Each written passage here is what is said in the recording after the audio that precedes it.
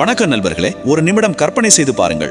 எந்த ஒரு நவீன தொழில்நுட்பமும் ஆய்வக வசதிகளும் இல்லாத பல ஆயிரம் வருடங்களுக்கு முன்பே இந்த அண்டவெளியையும் மனித உடலையும் அணுவாக ஆராய்ந்த ஒரு மாபெரும் அறிவியலாளர்கள் கூட்டத்தை பற்றி நாம் இன்று பேச போகிறோம்.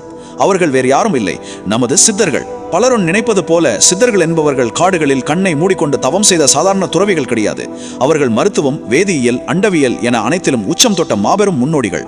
சித்தமயம் சிவமயம் என்ற ஒரு பிரம்மாண்டமான பிரபஞ்ச உண்மையை அவர்கள் எப்படி அந்த காலத்திலேயே கண்டுபிடித்தார்கள் என்ற ஆழமான விஷயங்களைத்தான் இந்த தொகுப்பில் நாம் முழுமையாக பார்க்க போகிறோம். இது நிச்சயமாக உங்கள் சிந்தனையை மாற்றப் போகிறது.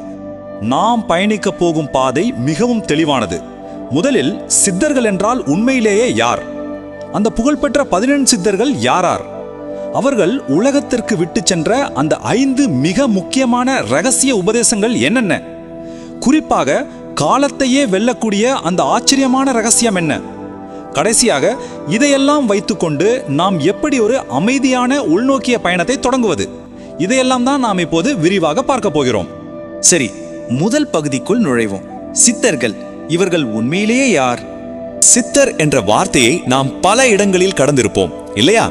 இதற்கான நேரடி அர்த்தம் என்னவென்றால் சித்தி பெற்றவர் அல்லது முழுமையான அறிவு நிறைந்தவர் என்பதுதான்.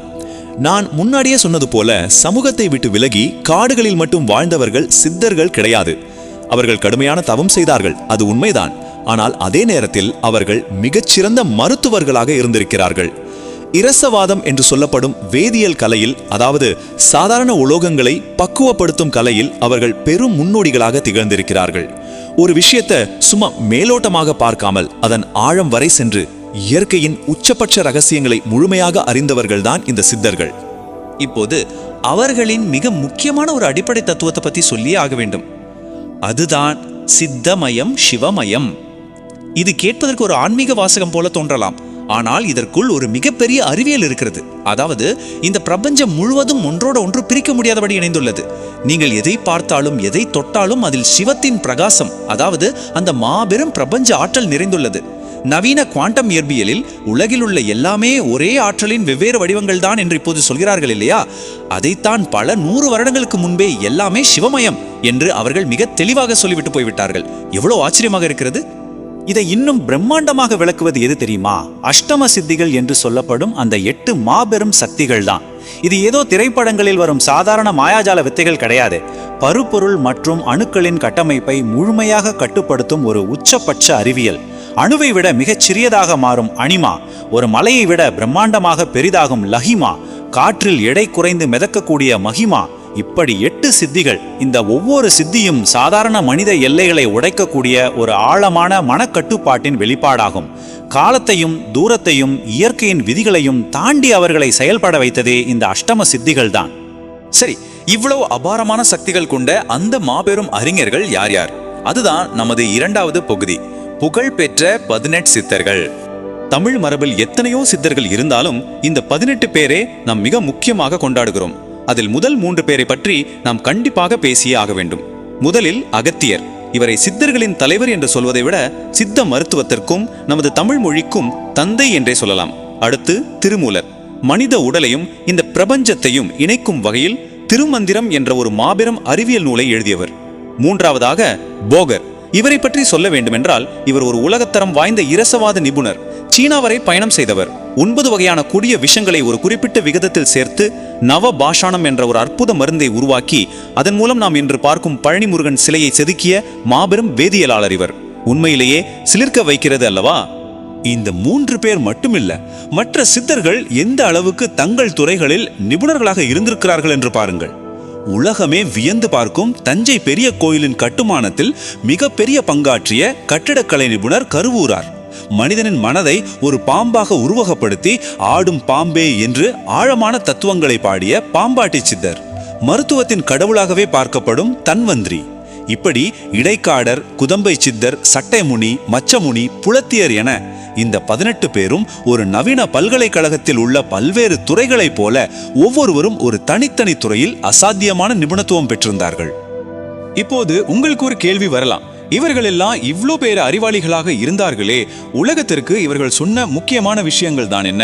அதுதான் நமது 3வது பகுதி, அவர்கள் அளித்த 5 முக்கிய உபதேசங்கள்.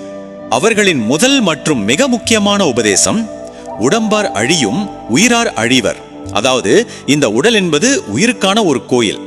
அந்த காலத்தில் ஆன்மீகம் என்ற பெயரில் பலரும் தங்கள் உடலை வருத்தி கொண்டு தவம் செய்து கொண்டிருந்தார்கள்.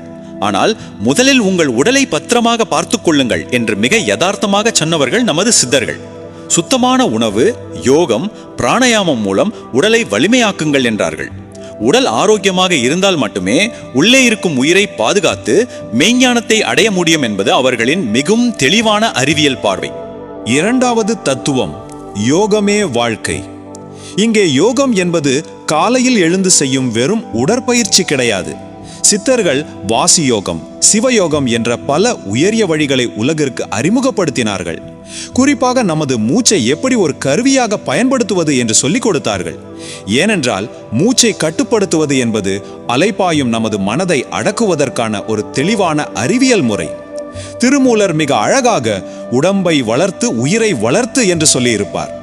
உங்களுக்குள் ஓடும் அந்த மூச்சுக்காற்றை நீங்கள் முறைப்படுத்திவிட்டால் உங்களுக்குள் இருக்கும் அந்த தெய்வீகத்தன்மையை உங்களால் மிக எளிதாக உணர முடியும். மூன்றாவது தத்துவம், எல்லாம் சிவமயம். இது ரொம்ப ரொம்ப முக்கியமான ஒன்று. பல 100 வருடங்களுக்கு முன்பே சாதி, மதம், உயர்வு, தாழ்வு என எந்த ஒரு பிரிவினையும் மனிதர்களுக்குள் இருக்கக்கூடாது என்று மிக தைரியமாக முழங்கியவர்கள் சித்தர்கள். ஏனென்றால் அவர்களை பொறுத்தவரை எல்லா உயிர்களுமே அந்த சிவத்தின் அம்சம்தான். திருமூலரின் ஒன்றே குலம் ஒருவனே தேவன் மற்றும் அன்பே சிவம் என்ற வரிகள் இந்த மாபெரும் சமத்துவத்தை தான் நமக்கு உணர்த்துகிறது. வெறும் கண்மூடித்தனமான பக்தி மட்டும் போதாது. உலகத்தை பற்றிய ஞானமும் சக மனிதர்கள் மீதான அன்பும் தான் ஒரு மனிதனுக்கு மிக முக்கியம் என்று அவர்கள் ஆணித்தரமாக நம்பினார்கள். அவர்களின் 4வது உபதேசம், இயற்கையோடு இணைந்து வாழுங்கள். மூலிகைகள், காய்கறிகள், பழங்கள், தூய்மையான தண்ணீர் இவைதான் மனித உடலுக்கான உண்மையான மருந்துகள். இயற்கையை மிகவும் ஆழமாக நேசித்த அவர்கள் இரசவாதம் என்ற தங்களின் அபாரமான வேதியியல் கலையால் கடினமான உலோகங்களை கூட மனித உடலுக்கேற்ற மருந்துகளாக மாற்றினார்கள். யோசித்து பாருங்கள், சாதாரணமாக கிடைக்கும் கனிமங்களை மாபெரும் உயிர்காக்கும் மருந்துகளாக மாற்றும் அந்த சிக்கலான வேதியியல் முறைகளை நினைத்து இன்று இருக்கும் நவீன மருத்துவமே பல ஆய்வுகளை செய்து கொண்டிருக்கிறது. அந்த அளவுக்கு இயற்கை மீது அவர்களுக்கு ஒரு ஆழமான பிடிமானம் இருந்தது. இப்போது இந்த பகுதியில் மிகவும் சுவாரஸ்யமான ஒரு விஷயத்தை பற்றி நாம் பார்க்க போகிறோம். அதுதான் பகுதி 4, காலத்தை வெல்லும் ரகசியம். அவர்களின் 5வது மற்றும் மிகவும் மர்மமான உபதேசம் என்னவென்றால் காலத்தை வெல்லுதல். சித்தர்கள் பல 100 வருடங்கள், ஏன் ஆயிரக்கணக்கான வருடங்கள் கூட வாழ்ந்ததாக வரலாறு சொல்கிறது. நடைமுறையில் அது எப்படி சாத்தியம் என்று நீங்கள் கேட்கலாம். காய கல்பம் என்ற ஒரு மிக அபூர்வமான முறை மூலமாக அவர்கள் தங்கள் உடலை எப்போதுமே இளமையாகவும் எந்த ஒரு நோயும் அணுகாமலும் வைத்துக் கொண்டார்கள். இன்று இருக்கிற நவீன அறிவியலும் மருத்துவத்துறையும் கோடிக்கணக்கில் செலவு செய்து தேடிக்கொண்டிருக்கும் முதுமையை தடுக்கும் ரகசியங்களை அவர்கள் அந்த காலத்திலேயே மிக எளிதாக கண்டுபிடித்து விட்டார்கள். இந்த காயகல்ப முறையின் முழுமையான அறிவியல் இன்னமும் இந்த உலகத்திற்கு முழுமையாக தெரிய வரவில்லை என்பதுதான் நிதர்சனமான உண்மை. சித்தர்கள் வாழ்ந்தது என்னவோ பல ஆயிரம் வருடங்களுக்கு முந்தைய கடந்த காலமாக இருக்கலாம். ஆனால் அவர்கள் இன்றும் நம்முடனே தான் வாழ்ந்து கொண்டிருக்கிறார்கள். அவர்களின் அளப்பரிய மருத்துவ குறிப்புகளும் பிரபஞ்ச அறிவும் இன்றும் பனையோலை ஏடுகள் மூலமாக நமக்காக மிகவும் பாதுகாப்பாக வழிகாட்டி கொண்டிருக்கிறது. அது மட்டும் இல்லாமல் பழனி, திருவண்ணாமலை, சிதம்பரம் என தமிழ்நாடு முழுவதும் இருக்கும் அவர்களின் ஜீவ சமாதிகள் வெறும் நினைவு சின்னங்கள் கிடையாது. அவை அனைத்துமே இன்றளவும் அவர்களின் பிரம்மாண்டமான ஆற்றலை வெளிப்படுத்தி கொண்டிருக்கும் மையங்கள். நீங்கள் சென்றால் அந்த ஆழமான நேர்மறை அதிர்வலையை உங்களால் கண்டிப்பாக உணர முடியும். சரி, இந்த பிரம்மாண்டமான அறிவியலை வைத்துக்கொண்டு நாம் என்ன செய்வது? அதுதான் நமது இறுதி பகுதி, உள்நோக்கிய பயணம். இப்போது நாம் வாழ்ந்து கொண்டிருக்கும் இந்த அவசரமான, எந்நேரமும் மன அழுத்தம் நிறைந்த உலகில் இந்த ஆழமான தத்துவங்களும் சித்த அறிவியலும் உங்களுக்கு எப்படி நேரடியாக பயன்பட போகிறது என்று பார்ப்போம்.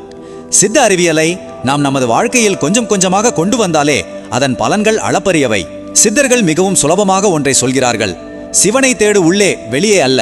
இந்த ஒரு உண்மையை நாம் உணர்ந்து நமது கவனத்தை வெளியிலிருந்து திருப்பி நமக்கு உள்ளே நோக்கி பார்க்க ஆரம்பித்தாலே போதும். நமக்குள் இருக்கும் தேவையில்லாத பயங்கள், பதற்றங்கள் எல்லாம் காணாமல் போய்விடும். ஒரு ஆழமான அமைதி கிடைக்கும். உடலில் ஆரோக்கியம் தானாகவே மேம்படும். எல்லாவற்றிற்கும் மேலாக உங்களின் மனம் எந்த ஒரு குழப்பமும் இல்லாமல் பளிச்சென்று தெளிவாகும். நண்பர்களே, இப்போது உங்களை நீங்களே ஒரு கேள்வி கேட்டுக்கொள்ளுங்கள். இந்த நிமிடம் இந்த சித்தர்களின் முழுமையான தத்துவத்தை நீங்கள் உங்கள் வாழ்க்கையில் ஏற்றுக்கொண்டால் உங்களின் அன்றாட வாழ்க்கை எப்படி மாறும்? வெளியில் இருக்கும் பிரச்சனைகளை பார்த்து பயந்து ஓடுவதை நிறுத்திவிட்டு உங்களுக்குள்ளேயே இருக்கும் அந்த மாபெரும் பிரபஞ்ச சக்தியை நீங்கள் உணர்ந்தால் உங்கள் மன அழுத்தம் எவ்வளவு குறையும் என்ற ஒரு நிமிடம் சிந்தித்து பாருங்கள். உங்களுக்கான எல்லா பதில்களும் உங்களுக்குள்ளே தான் இருக்கின்றன. இதையெல்லாம் நான் வெறும் பேச்சோட நிறுத்தி கொள்ள விரும்பவில்லை.